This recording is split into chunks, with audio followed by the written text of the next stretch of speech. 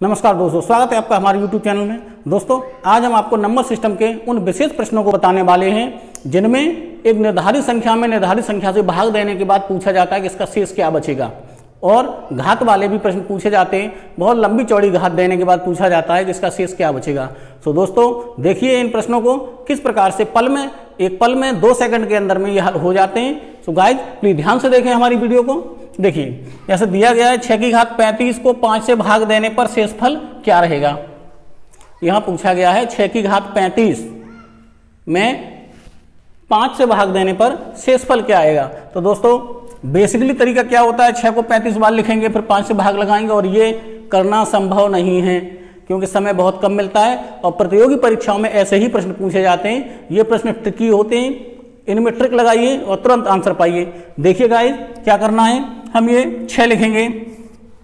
अब घात जो 35 दी हुई है तो हम 35 घात नहीं लिखेंगे, हमको जान लेना है क्या लिखना है। अगर सम संख्या दी हुई हो, ये घात अगर सम संख्या है, घात कैसी है, सम है।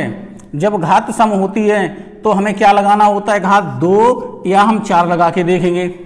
और जब घात विषम होगी, जब घात विषम होगी तब हमको 1 या 3 घात लगा के देखना है। तो दोस्तों देखिए हमारी घात ये 35 है, ये सम है या विषम है, ये तो आप जानते ही हैं। 35 एक विषम संख्या है, इसलिए हम यहाँ पर 6 की घात 1 लगाएंगे या 3 लगाएंगे। तो सबसे पहले हम 1 लगा लेते हैं, 1 लगाएंगे हम। तो 6 की घात 1 का मतलब क्या हुआ, 6 है ना। अब हम इस 6 में जिससे भाग देने की बात की गई है उससे भाग लगा के देखेंगे। ये 5 का हम भाग लगाएंगे इसमें, और 5 का जब भाग लगाएंगे तो 5 का भाग जब हम 6 में लगाते हैं तो 5 एकन 5 एक बार चला जाएगा और 1 शेष बचेगा। तो दोस्तों इसमें शेष कितना बचा है, 1 शेष बचा है ना। तो ये विकल्प हमारा सही है। बस हमको इनमें से वो चीज देखनी होती है जिसमें भाग चला जाए। अगर ये संख्या 5 से छोटी होती तो हमें 3 लगाना होता, लेकिन 5 का भाग 6 में चला जाता तो 1 घात से कम हो गया। इसी प्रकार से और बेहतर तरीके से समझने के लिए आप अगले प्रश्न को देखिए। इस प्रश्न को देखिए क्या दिया है, 3 की घात 501 को 7 से भाग देने पर शेषफल क्या रहेगा। 3 की घात में 501 है और उसमें 7 से भाग लगाना है, तो शेषफल बताना है हमें। देखिए दोस्तों क्या करेंगे, हम 3 लिखेंगे और 3 लिखने के बाद हमें भाग किससे लगाना होगा, 7 से। अगर हम यहाँ पर 1 घात लगा दीजिए, 501 विषम है, जब भी 501 विषम है अगर हम 1 लगा देते हैं यहाँ पर तो ये 3 ही रहेगा, है ना, 3 ही रहेगा। और 3 रहेगा तो हम 7 का जब भाग लगाएंगे इसमें तो 7 का भाग 3 में नहीं जाएगा। तो दोस्तों हम यहाँ पर 1 नहीं लेंगे, फिर कितना लेंगे, 3 लेंगे। तो दोस्तों यहाँ पर हमने ले लिया ये 3। अब जब 3 की घात 3 लिखा है तो इसका मतलब हो गया 3 का घन निकालना है हमें। 3 का गुणा करना है 3 बार, या 3 का घन होता है 3 तरह के 9 और 9 3 27, तो ये हो जाएगा 27। अब हमें 27 में 7 का भाग लगा देना है, तो 7 21 और 21 के बाद बचा कितना, 6। तो यहां पे हमारा शेष हो गया 6, लिख देंगे शेष 6। अतः विकल्प ये नहीं सही, ये नहीं सही, विकल्प हमारा ये 6 सही है। तो उम्मीद है दोस्तों आपको ये प्रश्न पसंद आया होगा और बहुत अच्छे तरह से समझ में आया होगा। इसी प्रकार से थोड़ा हटके और थोड़ा हार्डली हम आपको अगला प्रश्न बताते हैं। देखिए ध्यान से, देखिए अगला प्रश्न में। देखिए दोस्तों इसमें दिया 41 घात 3 धन 45 घात 3 को 42 से भाग देने पर शेषफल क्या रहेगा।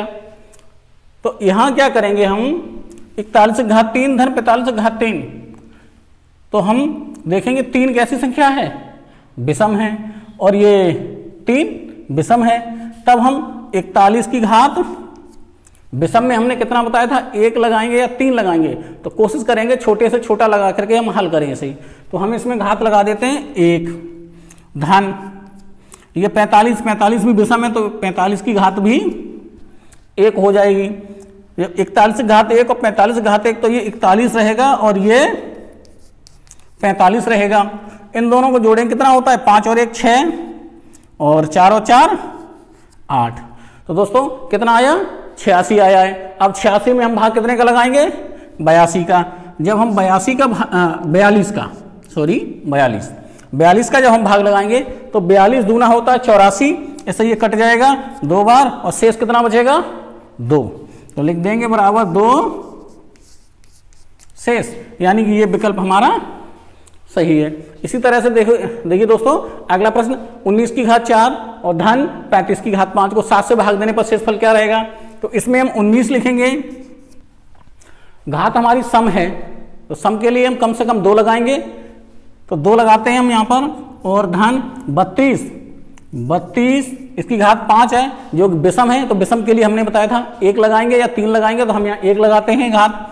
तो 19 का होता है, 19 का जो वर्ग है वो 361 होता है, और ये 32 जैसे कि तैसे रहेंगे, 32 का 1 32 रहेगा, तो 2 और 1 3 हो गया, 3 और 6 9 हो गया, और ये 3 हुआ, ये 393। जब 393 हुआ तो इसमें हम 7 का भाग लगाएंगे, और 7 का भाग लगाने के बाद देखते हैं शेष क्या बचता है।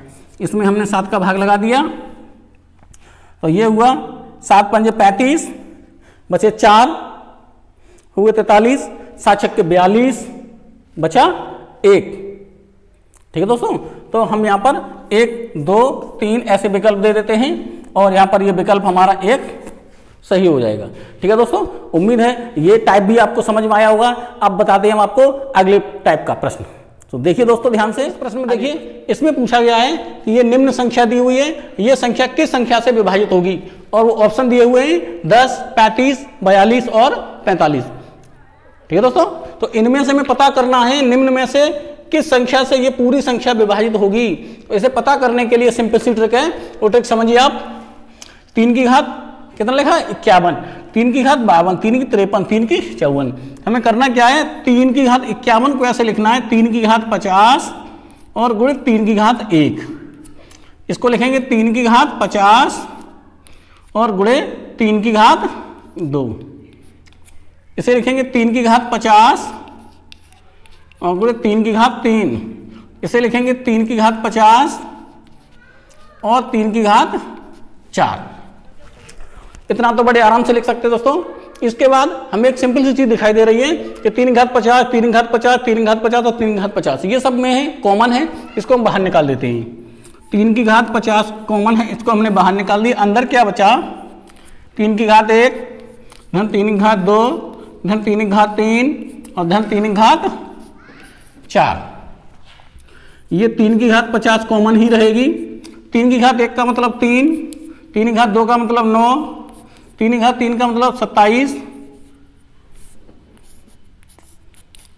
और 3 की घात 4 का मतलब 3 त्रिक 9, 3 त्रिक 9 81, यानी कि ये हो गया 81। इन सबको जोड़ देंगे भाई, 81 और 9 90 हो गया, 81 और 9 90 और 27 और 3 30, तो 90 और 30 120 हो गया।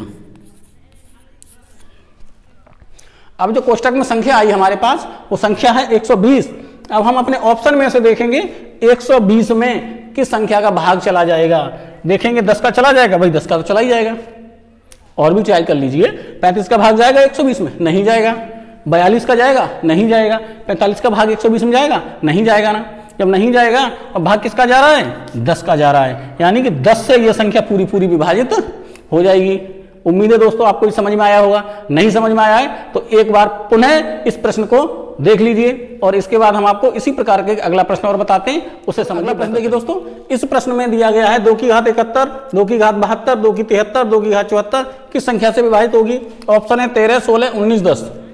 इनमें से हमें पता करके बताना है, तो उसी विधि से हम पता करके बताएंगे। देखिए 2 की घात 71 क्या लिखेंगे हम, 2 की घात 70 और गुणे 2 की घात 1 धन 2 की घात 70 और गुणे 2 की घात 2 धन 2 की घात 70 और गुणे 2 की घात 3 धन 2 की घात 70 और 2 की घात 4। ये लिख दिया हमने दोस्तों। जब ये लिख दिया है तो हमें 2 की घात 70 सब में कॉमन मिल रहा है, हम इसे कॉमन ले लेते हैं। तो ये हो जाएगा 2 की घात 70 कॉमन, और अंदर क्या बचा है, 2 की घात 1, 2 की घात 2, 2 की घात 3 और धन 2 की घात 4। 2 की घात 70 हमारी कॉमन में ही रहेगी, और 2 की घात 1 का मतलब हुआ 2 धन 2 की घात 2 का मतलब 4 और 2 की घात 3 का मतलब हुआ 2 दूनी 4 दूनी 8 और धन 2 की घात 4 का मतलब हुआ 16। इन सबको जोड़ेंगे हम, लिखेंगे 2 की घात 70, 16 और 4 20 और 8 और 2 10, कितना हुआ 16 और 4 20 और 8 28 और 2 30, ये 30 हो गया है। 30 में देखते हैं दोस्तों किसका भाग चला जाएगा, 13 का भाग 30 में जाएगा, नहीं जाएगा। जब 13 का भाग नहीं जाएगा तो हम 16 का भाग लगा के देखते हैं, 16 का भाग जाएगा, नहीं जाएगा। 19 का जाएगा, नहीं जाएगा। अरे सिंपल सी बात है, उसमें 0 पीछे 10 में है, यहाँ भी पीछे 0 है, 30 में है, 10 भाग चला जाएगा। तो इसलिए इसका विकल्प कौन सा सही रहेगा, ये विकल्प सही रहेगा। अतः दोस्तों ये प्रश्न आपको बेहतर तरीके से समझ चुके होंगे। अब आपको हम बताते हैं नंबर सिस्टम का एक और नया नियम या एक नए प्रकार के प्रश्न को। देखिए इस प्रश्न में पूछा गया है 100 व 200 के बीच 4 से विभाजित होने वाली कुल कितनी संख्याएं हैं। 100 और 200 के बीच विभाजित होने वाली कुल कितनी संख्याएं हैं, ये बात हमें पता करके बतानी है। कैसे बतानी है, देखिए हमें क्या करना है, ये 100 लिखा है और ये 200 लिखा है, विभाजित कितने से होनी चाहिए, 4 से, इन दोनों के बीच की। तो सबसे पहले हम इस 4 का भाग लगा के देखते हैं, 100 में चला जाएगा, वही 25 चौक 100 होता है, चला जाएगा, और 25 अट्ठे 200 होता है, यानी कि 100 में है और 200 में भी 4 का भाग चला जाएगा। जब चला जाएगा तो इसके अगली वाली संख्या देखेंगे हम, लिखा है 100 और 200 के बीच, तो भाई 100 के बाद कितनी आएगी, 104 आएगी, और 200 से पहले कितनी होगी, 196 होगी। तो हमें करना क्या है, 196 में से 104 घटा देना है, 196 माइनस 100, और जिस संख्या से पूछा गया उससे भाग लगा देंगे। 4 से पूछा गया तो 4 से हम लगा देंगे इसमें भाग। तो 196 में से 104 घटा कितना बचेगा, 6 में से 4 गया 2, यहां 9 में से 0 तो 9 बचेंगे, 1 से 1 0 यानी कि 92, और इसमें लगाएंगे 4 का भाग। जब 92 में हम 4 का भाग लगाएंगे तो 4 दूना 8, चाहे हुए 12, 4 3 12, कितने बार आया ये, 23 बार। तो दोस्तों हम करना क्या है, यहाँ ये 23 लिखना है, और अब अपनी तरफ से बस एक और जोड़ देना है, इसमें एक जोड़ दीजिए, कितना हो गया 24। तो उत्तर 24 सही है, ये गलत, यानी कि ये वाला आंसर हमारा एकदम सही है। इस प्रश्न को और बेहतर तरीके से समझने के लिए एक आपको हम अगला प्रश्न और बताते हैं। सो गाइस देखिए ध्यान से, इस प्रश्न में लिखा हुआ है 100 और 400 के बीच, 100 और 400 के बीच 6 से विभाजित होने वाली कुल कितनी संख्याएं हैं। तो हमें ये बताना है 100 और 400 के बीच 6 से कुल कितनी संख्याएं विभाजित हो जाती हैं। तो हमको करना क्या है, सबसे पहले हमें देखना है कि 6 जो है 6 से भाग लगाते हैं 100 में और 400 में, तो इनके आसपास वाली संख्याएं जो हैं कौन सी हैं। तो हमें देखनी है 100 के बाद वाली ऐसी कौन सी संख्या है जिसमें 6 का भाग पूरा चला जाता है। तो हम लिखेंगे 100 और इसके बाद 400। भाई 100 के बाद वाली जो संख्या है इसमें 6 का पूरा पूरा भाग चला जाता है, वो है 17 छक्के 102, वो है 102। और 400 से पहले वाली जो संख्या है जिसमें पूरा पूरा भाग चला जाता है 6 का, वो कितनी होगी, अब भाग दे करके पता करके देख सकते हैं, वो रहेगी 396। तो इससे पहले वाली 396, इसके बाद वाली 102। ठीक है दोस्तों, अब हमें 396 में से 102 को घटा देना है। 396 माइनस 102, भाग लगा देंगे इस संख्या का 6 का, जिससे कि विभाजित की जाती है। 6 का भाग लगाएंगे तो हम पहले घटा के देख लेते हैं। 6 में से 2 जाता है तो कितना बचेगा 4, और ये 9 जैसे के तैसे रहेंगे, और 3 में से 1 घटता है तो क्या बचेगा 2, इसमें लगाएंगे भाग 6 का। दोस्तों जब 6 का भाग हम लगाएंगे 29 में लगाएंगे तो 6 चौको 24, बचे 5, है ना, 6 चौको 24, बचे 5, हुए 54, और 6 निम्मा 54, कितना आया, ये कट गया और ये आया 49। हमने बताया था जो मान आता है उसमें 1 जोड़ दिया जाता है, तो यहां हम 1 जोड़ देंगे, कितना हो जाएगा ये 50। तो दोस्तों इसका आंसर कौन सा सही है, 50। ये गलत, ये भी गलत, या ये सही, ये ऑप्शन नंबर सी सही है, और ये 50 आंसर आता है। तो उम्मीद है दोस्तों आपको ये प्रश्न पसंद आए होंगे, हमारी वीडियो आपको अच्छी लगी होगी। दोस्तों अगर आपको हमारी वीडियो अच्छी लगी तो प्लीज़ लाइक करें, शेयर करें और सब्सक्राइब करना न भूलें। हाँ, और बेल आइकन दबाना न भूलें। धन्यवाद।